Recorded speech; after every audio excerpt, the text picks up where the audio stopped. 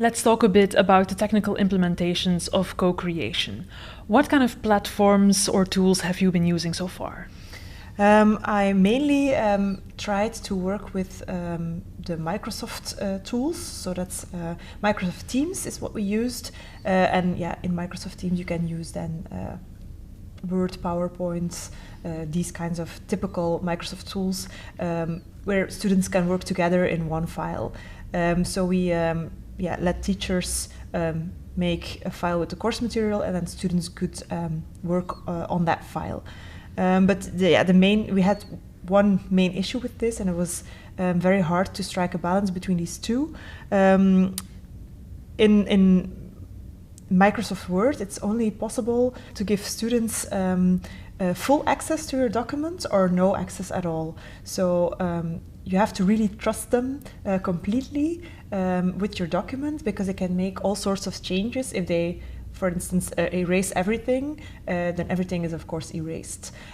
You still, it keeps your version history, of course, but it's not a very practical way to work. It would be more ideal if you could have like a setting where students can just give comments or make suggestions for changes, rather than the actual changes are already in place.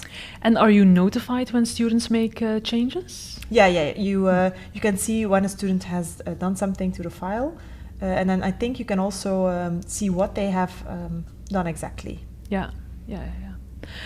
We use the Google Doc system, which gives you actually the advantage. First of all, I have written the course together with the main professor who teaches the course. So writing together on these Google Docs was actually a very good way of writing it together.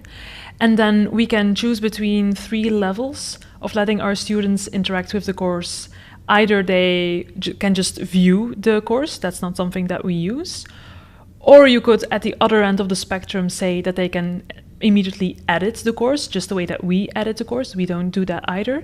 We take the option in the middle, which is that they can comment, and they can also make suggested changes to the course. But of course, it has to first be validated by me or the main professor to actually stand. Yeah, and that's actually what you want, right? You don't want students to just make changes. And in OneDrive, that was just not possible. So that was a bit tricky. We went around this a bit by having these documents in Microsoft Teams, and there they could have a discussion about a certain document, but not in the actual document. So we tried to solve it like this, but I think the Google way is, in this case, better. Yeah. I think one of the downsides is that there's only the owner of the document gets notifications about changes that have been made. That also makes it so that I'm usually the first one to react, but that actually gives the impression that I'm more involved with the student compared to the main professor who is teaching the course, which is not something that you want to create. No, and also the other students should be notified that someone has made a change.